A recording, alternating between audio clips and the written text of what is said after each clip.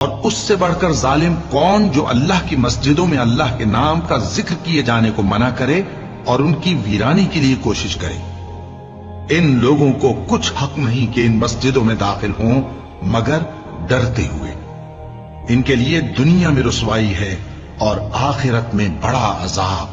اور مشرق اور مغرب سب اللہ ہی کا ہے، تو جدھر بھی تم رخ کرو ادھر ہی اللہ کی ذات ہے۔ بے شک اللہ صاحب وسعت ہے، باخبر ہے۔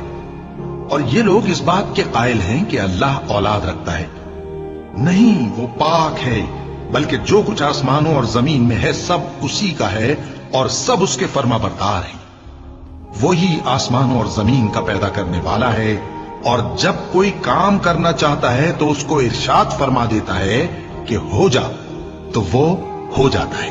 اور جو لوگ کچھ نہیں جانتے یعنی مشرک، وہ کہتے ہیں کہ اللہ ہم سے کلام کیوں نہیں کرتا؟